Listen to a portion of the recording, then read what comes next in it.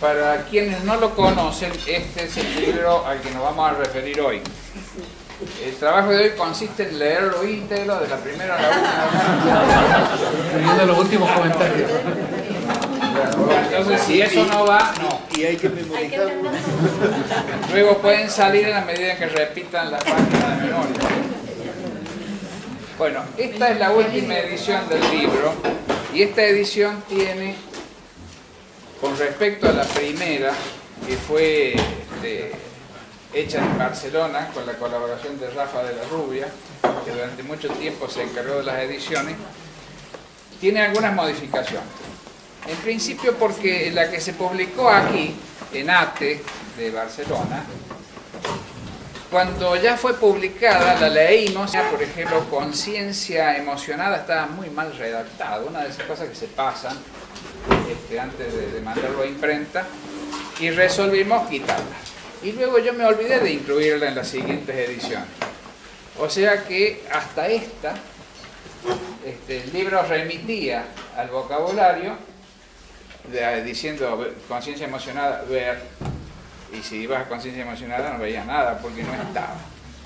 Entonces agregamos eso y agregamos conciencia mágica también, que en base a algunas charlas antiguas del Negro, que son muy buenas, esos dos agregados son excepcionales.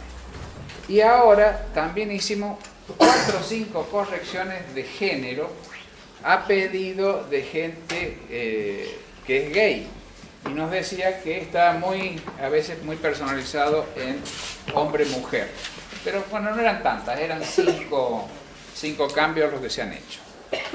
Por lo demás, esto está igual a las antiguas ediciones.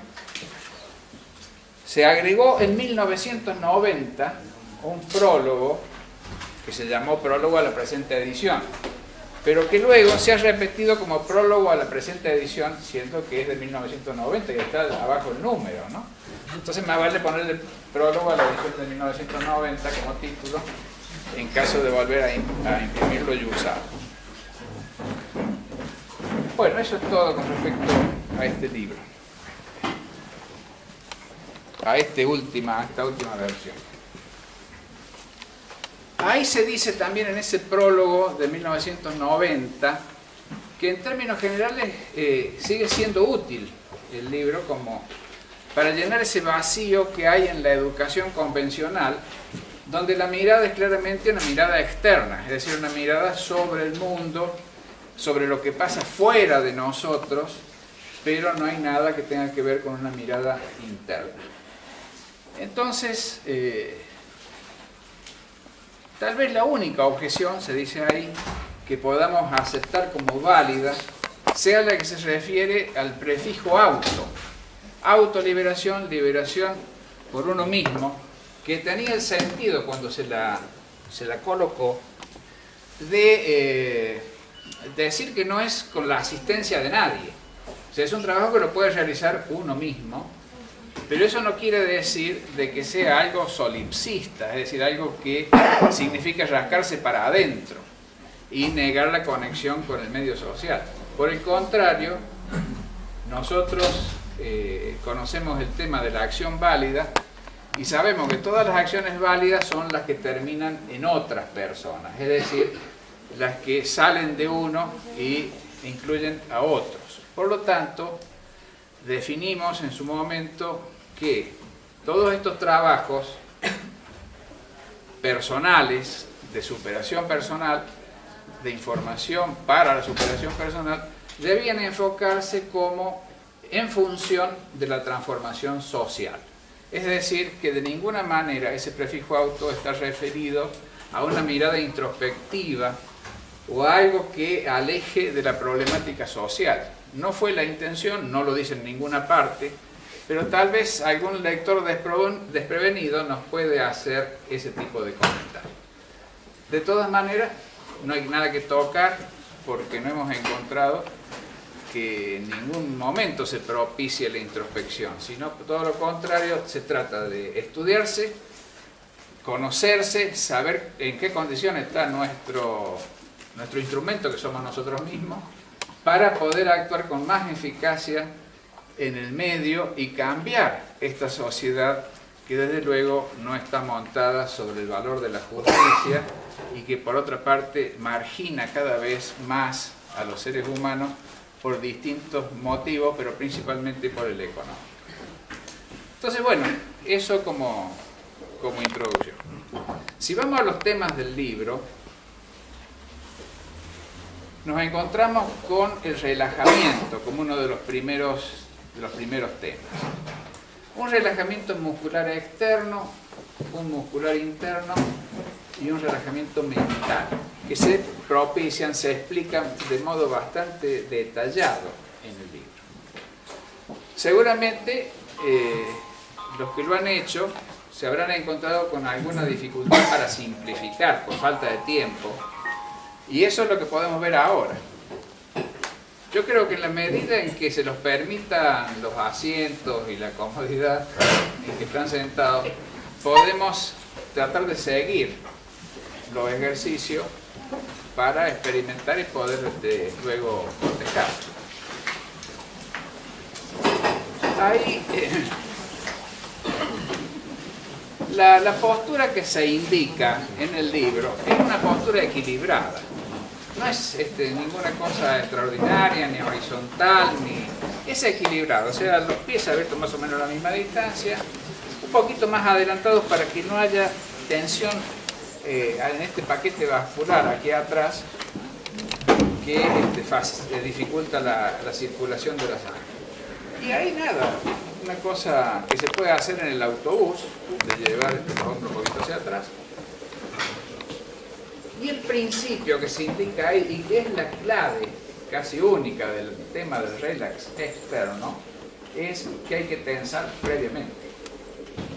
Si ustedes se compran un cassette de distensión, hay una voz sugerente de un hombre o una mujer que tratan de inducir un estado de relajación. Pero uno no sabe si tiene que levantar la ceja o mover un brazo. Bueno, no se dice nada de eso.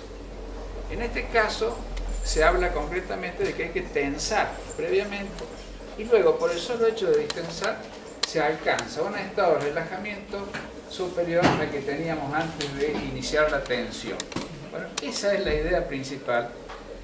Y si ustedes no se pueden hacer todo el relax tal como está indicado en el libro, en algún momento en el baño de la oficina, todavía no entran a los baños, aunque algunos ponen cámaras, se puede uno distensar un momento haciendo una tensión generalizada. Por ejemplo, si presionan sobre el talón, trabajan unos músculos de las piernas. Tensionan un ratito y sueltan. Luego presionan sobre la punta, trabajan otro y sueltan. Y ahí ya se empieza a notar que las piernas van más sueltas. Luego, en el caso de la espalda, por ejemplo, si cruzamos los brazos adelante, se tensan todos los músculos de la espalda. Y el cuello, ya sabemos que también se lo puede tensar, siempre con precaución, no son movimientos bruscos los que hay que hacer. Entonces, bueno, nos hacemos algo que el cuerpo mismo indica cuando, por ejemplo, nos desperezamos en algún momento, que es un estiramiento y luego un relax suave, soltar suavemente. Entonces digamos que la simplificación del relax muscular externo es esta. Busquen un lugar donde se puedan tensar todo el cuerpo bien, por partes. En teatro se utiliza como la técnica del cajón, no sé, del féretro. No sé si se entiende esa palabra. Si estás dentro de un féretro y quieres tirar los pies hacia adelante y la cabeza y luego hacia los costados para romper las paredes de esa cosa, pero la imagen es muy opresiva.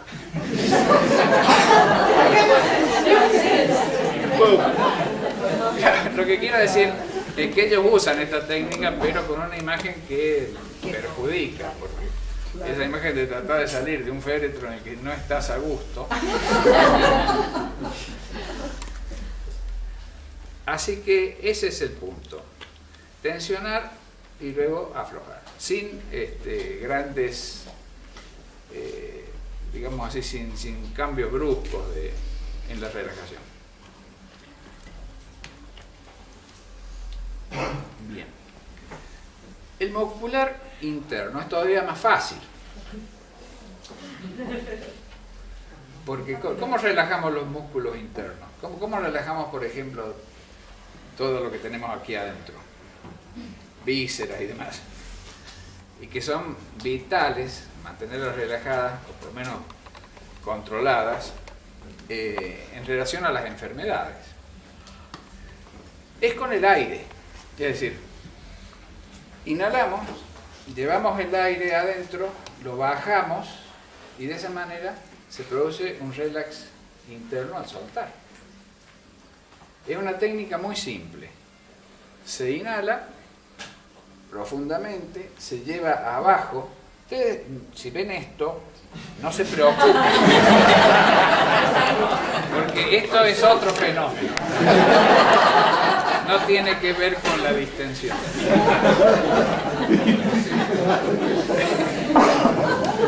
Bueno, entonces, volviendo al tema, inhalamos, nos llenamos de aire, lo llevamos hasta abajo y lo soltamos lentamente. Si profundizan, se van a encontrar con que hay libros de respiración que le dicen: inhalen 3, retenga 2, suelten 1. Es como a cada uno le resulte mejor, porque las capacidades pulmonares son diferentes en cada persona, y también el nivel de ansiedad que uno tiene cuando parte para hacer la distensión. Que un poquito ansiosos somos todos, no sé si desilusiono a alguien, pero se inhala, se completa y se suelta. Como la emoción es también aire, el modo de controlar el estado emotivo, de dejarlo neutro. La palabra control siempre es fea, ¿no? Pero me refiero a que las emociones no nos dominen, sino las podamos tener neutras y desde ahí recibir las más positivas y frenar las negativas. Es con este truco de la respiración. Se respira hasta abajo y se suelta. Ustedes van a ver, si lo van haciendo, por ejemplo, durante esta charla, que se sienten mucho mejor, porque es la respiración completa que deberíamos hacer siempre, y que en Occidente, por las urgencias de las cosas que hay que hacer externamente, bueno, se dejan de lado, se olvidan. Ese es el procedimiento no solamente para el relax muscular interno, sino también para neutralizar emociones y dejarnos en un punto de manejo. Los tránsitos, los lugares, digamos, esos recorridos que uno hace de un lugar a otro, en los que se cambia de una situación a otra, son muy útiles para hacer estos ejercicios. Entonces ustedes llegan a la nueva situación, ya sea de trabajo o de cualquier otro tipo, llegan en la mejor condición. Llegan neutros, emotivamente, abiertos, distensos, y bueno, desde ahí es más probable que salga lo mejor que tenemos nosotros adentro, y no esas urgencias, esas compulsiones, esas tensiones que nos impone el mundo de hoy, y que de alguna manera nosotros compramos y nos entrampa y nos condiciona para luego para todo lo demás. Bueno, imágenes, o mejor, ahora con respecto al relax mental. ¿Cómo se va a distensar el cerebro? Es muy difícil imaginarlo tenso o distenso. Entonces ahí en el libro se dan una serie de sugerencias como para que uno se ocupe del tema. Si uno va a la cabeza en distintas oportunidades, trata de sentir, concentra atención ahí y luego se va produciendo un relajamiento. Pero si quieren una forma rápida y eficaz, es la imagen. Si ustedes ponen una imagen de un cielo con nubes, por ejemplo, o utilizan algún otro tipo de formas redondeadas, blandas, para instalarlas en el cerebro, esas imágenes provocan relax mental. Entonces me parece que toda la práctica del libro está bien, pero una vez que ya lo tengan, si lo quieren hacer rápido, se sientan, hacen los otros 2 relax y ponen imágenes de que están mirando el cielo a través de unas hojitas que se mueven, las hojas de un árbol, o miran un cielo sobre el que pasan nubes, se escuchan música. Todo eso. No, las formas blandas es clave. Ustedes trabajan con formas. Saben perfectamente que, por ejemplo, hacer una experiencia de paz con la imagen de un cactus es complicado. Entonces, ahí se usa una forma redonda que se la siente luminosa para ayudar a la movilización de energía. Pero en este caso buscamos imágenes distensas, que son imágenes blandas y redondeadas, no que tienen bordes puntiagudos, nada de eso. Esos ejemplos que hemos puesto, o cualquier otro que sea del género. No sé si ustedes recuerdan la experiencia guiada, la protectora de la vida. Hay un momento en que se está sentado frente al mar y uno inspira y las olas se acercan, expira y las olas se van. Bueno, esa es una buena asociación para el relax muscular externo y el muscular interno.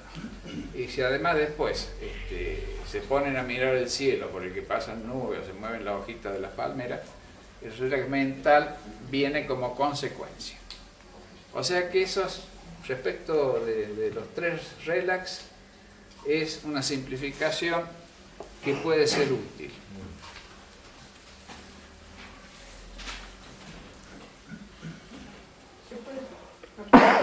Bueno. En el relax mental, la imagen de cuando se relaja alrededor de los ojos y que se bascula por un tubo, eso a mí a veces al mismo tiempo funciona muy bien, pero me produce que vuelva como demasiado rápido, casi. Claro, eso puede ser porque estás como para dormirte. Acá la presión sobre las cervicales, tienen que manejarla con cuidado porque la cervical tiene mucho efecto sobre el nivel de conciencia. O sea, si uno presiona mucho la cervical se va a semisueño enseguida. El truco de las iglesias tiene que ver con eso. Uno siempre está mirando cosas que están por sobre la línea de los ojos. Entonces, ahí hay una presioncita que lo va a uno sedando, que lo va aflojando, que lo va poniendo más suelto, más receptivo. Si eso menos autocrítica. Menos autocrítica. Si a eso le sumamos que hay olores que tienen algún tipo también de incentivo sobre uno, todo esto es información que va por los sentidos a la conciencia. Si está, bueno, hay estimulación visual, auditiva. Si después hacemos cambios kinestésicos, porque estamos parados, estamos sentados, estamos arrodillados, podemos parar y así, tenemos que toda la conciencia, a través de esa información que llegó por los sentidos, se encuentra predispuesta a fenómenos de otro tipo. Yo no digo que esté bien ni que esté mal, es una descripción de cómo se induce un estado de relajamiento y de falta de autocrítica. Entonces después de eso, bueno, pasan cosas. Se completa además cuando se comulga con que la hostia produce sensaciones anestésicas. O sea que están todos los sentidos involucrados en ese acto. Bueno, hay un descuido grande con el tema de autoliberación, según he podido ver en otros lugares, no digo que sea aquí, con el tema de la lección número 6 de Relax. O sea, 6, 7, 8, las que tienen que ver con el manejo de imágenes. Manejo de imágenes libres, manejo de imágenes tensas cotidianas, tensas biográficas. Bueno, eso es clave. Es clave para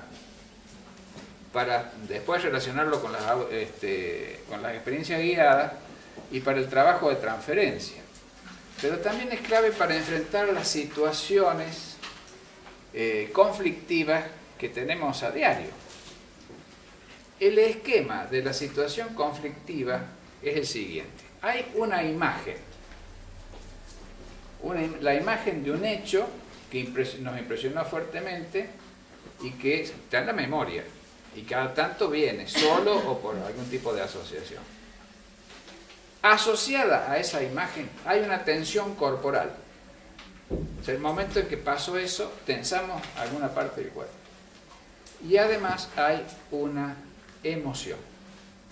Entonces, ese triángulo, imagen, tensión, emoción, es el triángulo de la Bermuda. Ahí es donde está el problema con el sufrimiento que tenemos. La imagen, supongamos, puede ser la de alguien en la oficina o en el trabajo que te reta en público, te humilla en público. Entonces, sientes la tensión corporal, sientes la emoción de la humillación y bueno, luego cada vez que se te presenta la imagen viene todo el paquete. Entonces el modo de trabajar esto es disociando ese triángulo. Por ejemplo, uno se relaja, elimina la tensión muscular, tiene la imagen y al no tener esa relación muscular va perdiendo carga emotiva. Si además a esa imagen en estado de relajación ustedes le van haciendo cambios, no consiste en cambiar a una situación de degradación, no es ese el ejercicio, simplemente cambio.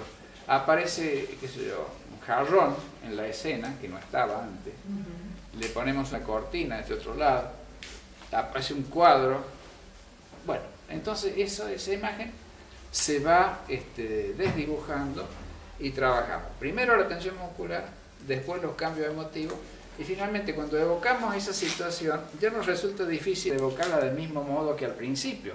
Ahora se nos aparece con el jarrón, con la cortina, con el cuadro y ya no tiene el mismo efecto. Entonces ese trabajito se propone ahí en esas lecciones como un trabajo con las imágenes tensas cotidianas, no con todas, sino con las que nos impresionan un poco más. Y el trabajo con las imágenes biográficas es clave, porque en cada conflicto, en cada situación que nos hace sufrir, tenemos energía atascada. Es como un hoyo negro energético. Y además una predisposición para enfermedades. Entonces, es interesante hacer fluir la energía, destrabar ese tipo de cosas. Recuérdenlo, es un triángulo, imagen, tensión, emoción, que están totalmente asociados. Tratamos de disociarlo partiendo del relajamiento, por eso está puesto en ese capítulo este tipo de...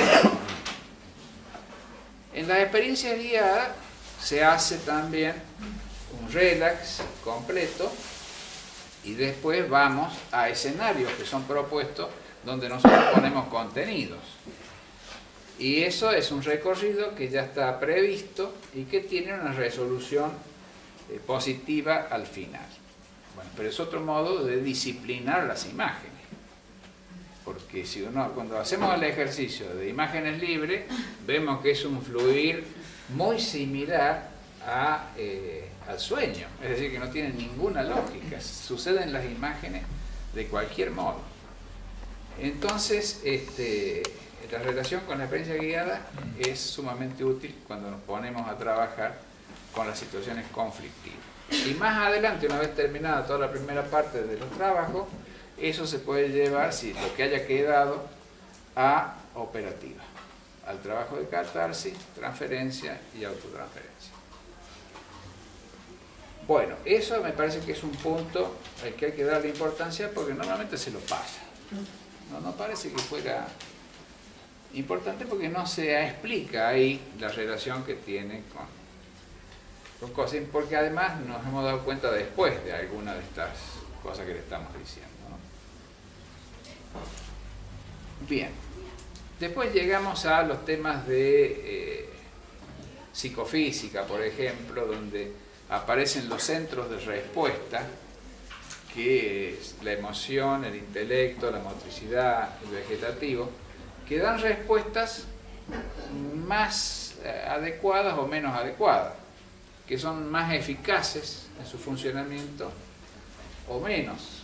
Entonces ahí hay una serie de ejercicios para detectar cómo es que funcionan los centros, y esos mismos ejercicios sirven para mejorar el funcionamiento de las partes y las subpartes. O sea que ahí, digamos, la recomendación sería ejercitar aquello que a uno le resulta realmente importante, porque no es cuestión de perfeccionar todas las partes y subpartes para dar respuesta. Lo más global, por ejemplo, disciplinar la parte mecánica del intelecto, que es la que tiene que ver con la divagación, supongamos. Perfeccionar la parte intelectual del emotivo, que es la que tiene que ver más con las intuiciones. Bueno, ese tipo de cosas son más útiles que dominar el equilibrio fino, por ejemplo. Que eso ya es una cosa que, a menos que uno trabaje con explosivos, no la necesita mucho.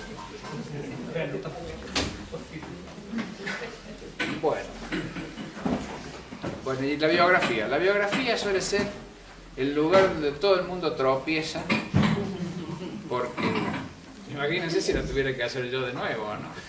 La cantidad de años que hay que poner y cosas.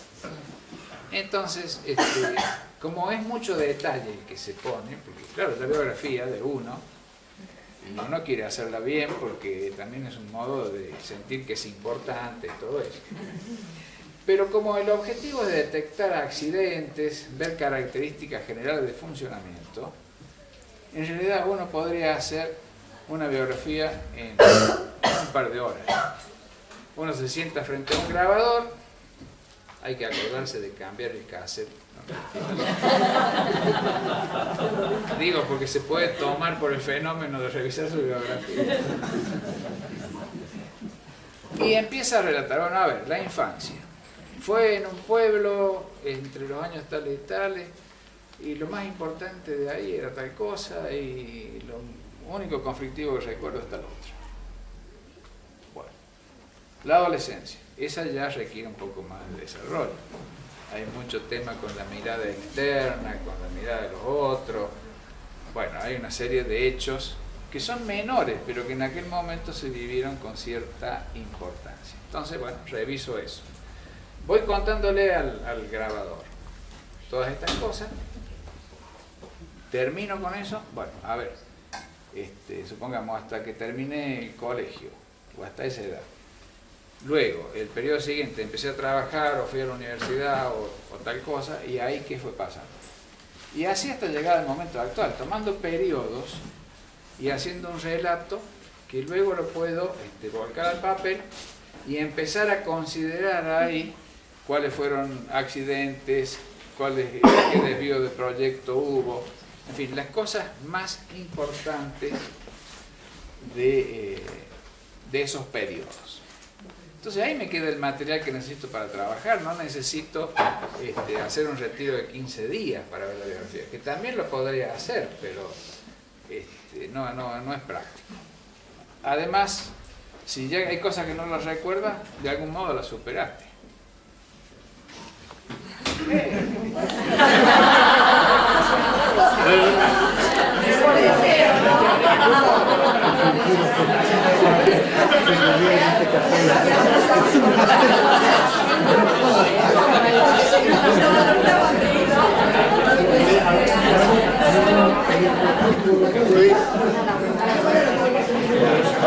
Me has creado una distensión mayor que el ejercicio anterior.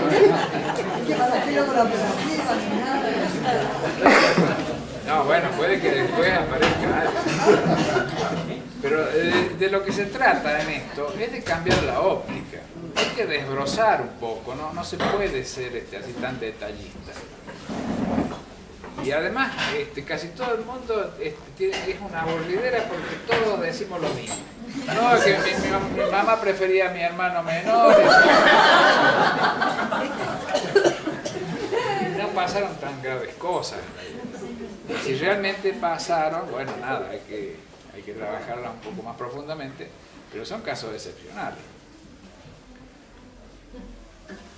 Bueno, eso con la biografía. Sí. No, cuando decimos que hay cosas que se han superado, porque si uno no las recuerda no te molestan. Lo que está en la memoria y no es actualizado, es como si no estuviera. Y por otra parte, la memoria tiene la enorme ventaja de que es como una cinta de grabación. Si le grabas nuevas cosas encima, borra lo anterior. Por eso que funciona el hecho de que a una imagen conflictiva le introduzco algunos cambios y finalmente me quedo con esa imagen y la anterior desaparece. Además del hecho de trabajar, por supuesto, las tensiones para lograr que la emoción asociada desaparezca. Entonces no es tan complicado. Bueno, ya estamos por la biografía y ahora viene operativa. Vamos rápido. No, pero hay preguntas hasta aquí. La biografía tiene que ver con el autoconocimiento. Psicofísica con los centros, biografía con eso.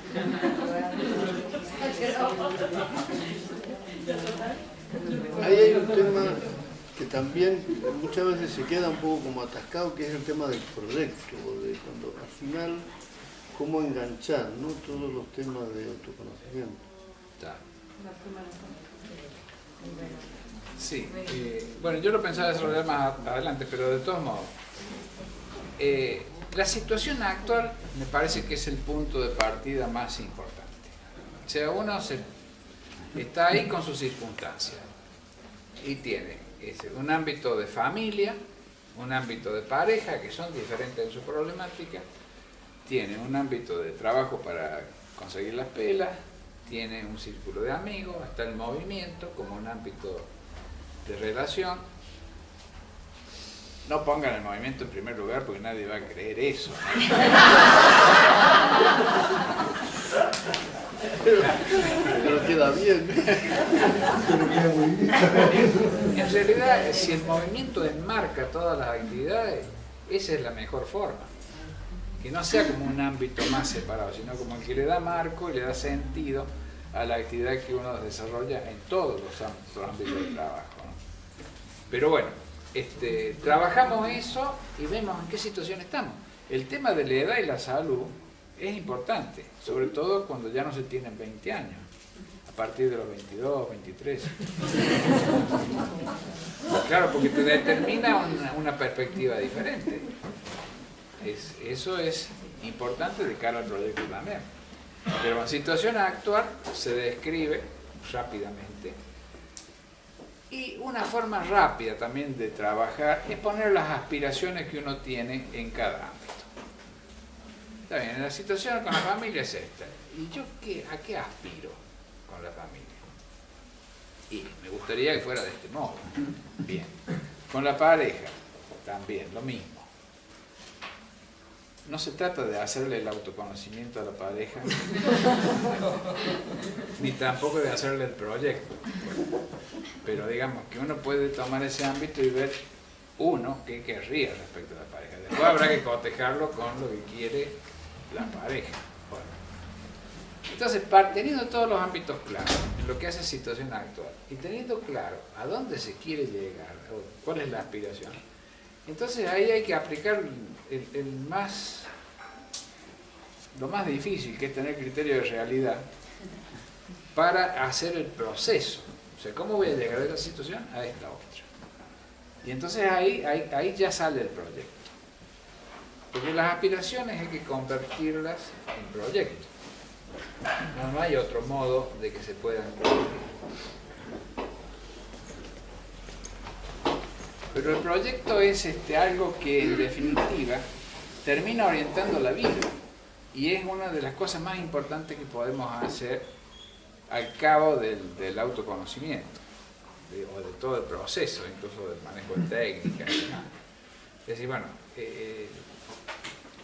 lo que diferencia al ser humano de las otras especies precisamente su intencionalidad y la posibilidad de lanzar esa intencionalidad hacia el futuro de un modo organizado. Es un proyecto que nosotros podemos canalizar nuestros mejores esfuerzos en una dirección que sea de beneficio para los demás y también para nosotros mismos. Ese tema del proyecto es clave. Si ustedes me dijeran que hay que tener en la vida, hay que tener un proyecto. Ese es el punto de vista más claro. Y a partir de ese proyecto se va ordenando lo demás, ¿no? Bueno, y nos falta un trabajito que es esencial porque tiene carácter transformador. Dijimos que los ejercicios que se hacen para testear las partes y subpartes de los centros de respuesta al mundo se pueden corregir, digamos, con los mismos ejercicios. Son ejercicios de testeo y de corrección. Pero hay una herramienta de trabajo que es de modificación, que modifica el funcionamiento general de la máquina y que la coloca en otra situación, que es la atención. Los trabajos atencionales son trabajos de transformación. Ustedes saben que los estímulos ingresan a la conciencia y también van a la memoria por vía de los sentidos. La atención trabaja sobre la sustancia reticular del cerebro, que es la que está vinculada a la apertura y a la calidad del estímulo que aparece, que entra por los sentidos y va al cerebro, en términos psicológicos va a la memoria y a la conciencia. Entonces, si nosotros trabajamos con atención, entran bajo conciencia los estímulos, la mayor cantidad de estímulos.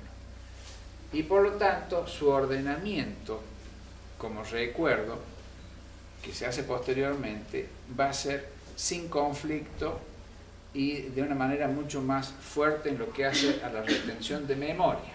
No sé si tienen presente el esquema del psiquismo, pero la información que ingresa por los sentidos va a la memoria y va a la conciencia, se desdobla. Entonces, lo que entra bajo atención se graba mucho más fuerte en la memoria. Al ampliarse la capacidad de memoria, se amplía la capacidad de datos que tenemos. Si se amplía la capacidad de datos, podemos establecer más relaciones entre datos. Entonces, todo eso lo permite la atención. Y si establecemos más relaciones de datos, nos volvemos más inteligentes. Porque la inteligencia consiste precisamente en esa capacidad para relacionar los datos. Porque la información que tiene cualquier persona, aunque no haya estudiado nada, por el hecho de haberse movido por el mundo, es muchísimo. Pero no tiene la capacidad de relacionar ni de saber cómo aplicar esos conocimientos. Entonces, bueno, el trabajo atencional te facilita en esa dirección. El trabajo atencional no es privativo del movimiento humanista, ni lo hacemos solamente nosotros. En general, cualquier persona que trabaja metódicamente con el intelecto, trabaja bien sobre la atención. Pero tiene otro interés para nosotros y es la relación que se establece con los niveles de conciencia. Ustedes saben que tenemos nivel de sueño, semisueño, nivel de vigilia y eventualmente, hipotéticamente, un nivel de conciencia de sí y también más arriba. Pero hasta donde podemos hablar con experiencia es hasta conciencia de sí. Bueno, en conciencia de sí se llega por atención. No hay otra puerta de acceso salvo el accidente. En el momento de un accidente, ¡tac!, entras automáticamente en autoobservación y tu atención se concentra. Por eso se graban tan fuertemente las imágenes previas a un accidente o las que se desarrollan en el momento del accidente. Entonces, este trabajo con la atención es el trabajo más importante de todo el autoconocimiento. Y en realidad, muchas de las cosas que se hacen antes sirven a poder hacer mejor el trabajo con la atención. Pues podríamos decir, mire, relájese y atienda y va a ir bien. Pero no alcanza, hay que hacer toda una serie de vueltas y de cosas para que en definitiva uno atienda de vez en cuando y con eso vaya mejorando hasta el funcionamiento cerebral. Porque le digo, trabaja con sustancia reticular. ¿Qué es la sustancia reticular? Ese es un trabajito para buscar en el diccionario y hacer la relación. Está relacionada con la apertura de los sentidos, con los estímulos que ingresan a través de los sentidos. Bueno, un poquito de fisiología mínima. Entonces, los trabajos atencionales son muy diversos. Ustedes deben haber visto, y esto no está muy desarrollado en el libro, es una de las cosas que probablemente haya que desarrollar más, porque Mario ha escrito mucho, ha dado muchas charlas sobre el tema de la atención, pero están dispersas. Lo que se habla ahí es primario en autoliberación. O sea que sobre eso podemos también agregar algo. Hay un sistema de una mnemotecnia respecto a las técnicas de atención que es el ADMI. A de atiendo, D de divido, M de manejo y de incorporo. Entonces, atiendo es la atención simple. Voy atendiendo a los estímulos que vienen. En esa atención simple puede ser la cotidiana, así más o menos ingenua, o la dirigida. Pues yo puedo salir a hacer un ejercicio de atención y recordar todos los negocios que hay en la próxima manzana. Entonces, bueno, voy dirigiendo la atención y de ese modo ya voy registrando en memoria mejor. Y si no, estoy atendiendo, es decir, estoy ahí, en el mundo. Suena un estímulo muy fuerte, una bocina o algo, y la atención se me va ahí, no está dirigida. Cuando yo estoy dirigiendo la atención, va en la dirección que yo quiero. Entonces, si aparece un estímulo, sí, lo escucho, pero puedo mantener la atención enfocada donde quiero. Bueno, división atencional, el divido es división atencional. Puedo hacer todo eso y al mismo tiempo sentir el puño izquierdo, por decir algo. Sentir una parte del cuerpo en forma simultánea. O trato de escuchar dos conversaciones en la mesa del bar, sin inclinar la oreja. Escucho dos conversaciones que se realizan. O hago un ejercicio para tratar de retener lo más posible de dos conversaciones simultáneas, o de dos lecturas simultáneas. Bueno, eso es el ejercicio de dividir la atención. En el manejo tomo como referencia el cuerpo, todo el cuerpo. Entonces siento que estoy aquí mientras hago todo ese tipo de cosas. Y en el incorporo ya es la referencia del cuerpo en el espacio, que es una técnica similar a la que se usa en las artes marciales. Es decir, en las artes marciales uno se planta y establece una relación espacial en 180 grados e incluso esa atención se expande un poquito más y es posible percibir movimientos que ocurren detrás tuyo. Bueno, entonces ese tipo es más difícil, pero es sin lugar a duda la que mejor registro da y la que más fácilmente pasa a otro nivel de conciencia. Entonces yo estoy acá, siento mi cuerpo sentado acá, percibo la profundidad de espacio que hay. Si ustedes lo van haciendo, se van a dar cuenta de que de repente es otra. Se percibe diferente el espacio que antes de hacer el ejercicio. Es como si hubiera más profundidad. Bueno, y así, trabajando en esa situación, las emociones se ponen neutras. Si viene una emoción positiva, uno puede aflojarse y decir, venga. Y si viene algo negativo, lo puede rechazar. Es una situación de manejo muy importante, ¿no? Cuando uno ha incorporado la atención y la tiene en uno y se mueve en el espacio de otra forma. Digamos que eso de se mueve en el espacio de otra forma es una consecuencia, no es que tenga que hacer nada. Simplemente tengo que tener la atención acá en mí. Y si la pierdo, bueno, recuperarla. Con esto de la atención, hay que tener cuidado con nuestro sustrato judeo-cristiano.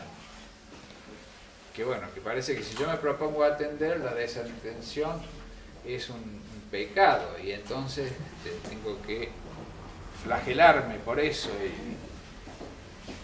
y martirizarme de alguna manera. Entonces nada, si perdemos la atención, la recuperamos, eso es todo. Estamos atendiendo y en un momento nos damos cuenta que no estamos atendiendo, bueno, volvemos a atender. Ese es el punto más importante, porque en la medida en que se haga más veloz la recuperación, vamos a estar mejor con el trabajo atencional general. O sea, más que proponerse estar 15 minutos, después 20, después 1 hora, el tema es la recuperación rápida. Porque además, la conciencia necesita moverse en los distintos niveles. Necesita el semisueño, necesita la vigilia cotidiana, que es donde aparecen en sueños. Necesita eso, es parte de... Pero digamos, para ir un poquito más arriba, necesitamos la atención. Entonces trabajamos con la atención, llegamos a otros niveles, bajamos, y eso se va a producir solo, no hay que hacer nada. Y bueno, recuperamos y volvemos a atender. Ese trabajo es uno de los trabajos fundamentales. Entonces, si nosotros trabajamos con atención y tenemos un proyecto, las cosas mejoran notablemente. Bueno, y después viene toda la parte de operativa. La operativa trabaja de un modo muy simple. La catarsis trabaja descargando las emociones negativas. Si en determinado momento la gente siente una presión muy fuerte por un conflicto que está viviendo y llora.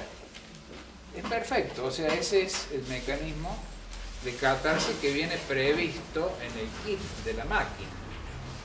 Eso ya viene programado. Simplemente cuando se nos produce una tensión muy alta, se la afloja. Se llora o se grita o alguna cosa así. Ahora, si nosotros queremos hacer algo un poco más racional, bueno, podemos crear una situación en la cual podemos soltar esas cosas que nos están preocupando, y para eso hay técnicas como de inducción, que tienen que ver también con soltar palabras y el otro va respondiendo y se va haciendo ahí una especie de diálogo muy surrealista, hasta que el otro dice, mira, en realidad a mí lo que me molesta es tal cosa, y cuenta. Es nada más que para facilitar que se llegue al momento en que se puede contar el problema. Contar el problema es la forma de catarsis también más habitual, pero no por eso es menos eficaz. La persona que cuenta el problema a varios, no solamente que la descarga, sino que también obtiene varios puntos de vista sobre eso. Entonces, eso tiene que ver con la catarsis, y ahí se van a encontrar con unas técnicas para producirla, que son interesantes, pero que en definitiva buscan aliviar la tensión que ha generado un hecho externo. Una tensión que puede, incluso en algunos casos, desquiciar el funcionamiento del psiquismo, donde trata de pérdidas muy fuertes, o se trata de situaciones así que son límite. Entonces, bueno, uno realmente puede negar todo eso, borrarse, como se dice habitualmente, y bueno, quedar en una división mental respecto del medio, en una esquizofrenia o en algún otro tipo de perturbación. Entonces, en ese sentido, frente al estímulo negativo, la catarsis empírica, esa que se produce sola, no es desaconsejable, ni hay que evitarla de ninguna manera. Hay que dejar que salga hasta tanto pueda encontrarme con alguien con quien hacer un trabajo un poco más racional, más dirigido y que tenga mejores consecuencias. Pero de ninguna manera hay que evitar las catarsis empíricas. Y tampoco hay que tener a mal llorar, es preferible llorar a tener después un infarto, por ejemplo, o perforar una úlcera o alguna cosa de eso.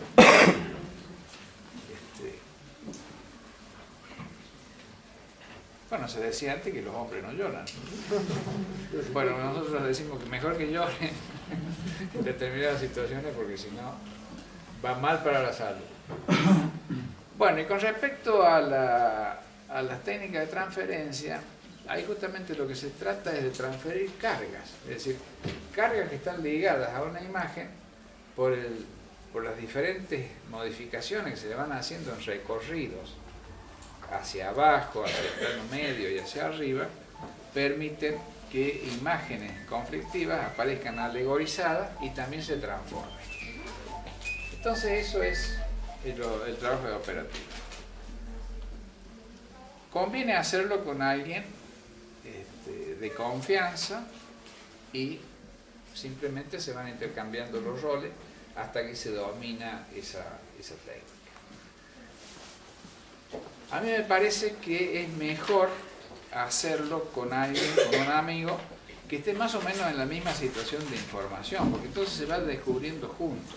No acudir a una especie de, entre comillas, especialista en el tema, porque no se trata de eso. Nosotros buscamos no depender de nadie. Entonces, si tengo que acudir a una especie de especialista en transferencia, de alguna manera entro a depender de ese especialista. No, se puede hacer, está pensado y está propuesto a hacerlo entre dos que están en el mismo nivel de información.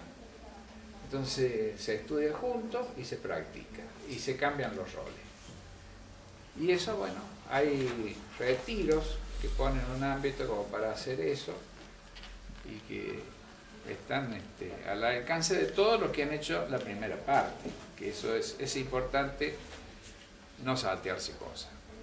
Para las primeras situaciones conflictivas trabajamos con la lección 6, 7, con el cambio de la transformación de imágenes tensas cotidianas, tensas biográficas, con las experiencias guiadas y todo eso.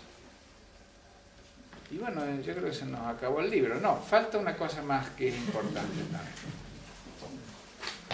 El tema del paisaje de formación. Nosotros venimos con un paisaje que creemos que es la realidad. Es decir, el sustrato de creencia es el pavimento de nuestra conciencia, sobre eso se afirma todo. ¿Y con qué tiene que ver el paisaje de creencia? Tiene que ver con personas ancianas y con los lugares que nos tocó vivir de chicos. Esa etapa de formación, supongamos que llegue hasta los 18 años, más o menos. Con un periodo muy fuerte, en los primeros nosotros nos dijeron, personas en las que teníamos depositada toda nuestra confianza, como son los padres o los maestros, nos dijeron que el mundo era así. Entonces es incuestionablemente así. Y los que son diferentes están equivocados. Eso es lo que te da el paisaje de formación. Ahora, vos no elegiste ni el pueblo donde naciste, ni la familia en la que naciste, ni el color de piel, ni nada, no elegiste nada. O sea que directamente te han puesto en una situación, te han dado un sistema de creencia y después vas con el mundo tratando de interpretar el mundo con eso y de juzgar y valorar desde ese paisaje de formación. Bueno, mínimamente hay un momento en que tenemos que decir, bueno, revisemos. A ver, está la posibilidad de que no sea así el mundo. Revisemos ese paisaje de formación y ese ejercicio es bastante divertido. Y cuando después de una primera pasada se hace, por un lado los padres y por otro lado los hijos, es una fiesta. Porque el paisaje de formación de uno y de otro. Y entonces se permite también entender mejor lo que le pasaba a la generación que nos precedía. O los padres entender mejor lo que les pasa ahora a los hijos. Eso es un trabajo de interés, el hacer juntar dos generaciones. Pero una primera pasada con el grupo con el que estamos trabajando es interesante como para ver cosas. Los que han viajado saben lo que es el choque, porque aunque, por ejemplo, viajamos a lugares donde tenemos el mismo idioma, donde tenemos un montón de relaciones, y sin embargo a cada momento es un choque, porque una palabra que no se usa, un giro que se entiende diferente, bueno, una manera de organizar las cosas que es distinta, y eso no significa que esté bien o esté mal, es distinto simplemente. De ahí al tema de la discriminación hay un paso, porque fíjense esto que les voy a decir,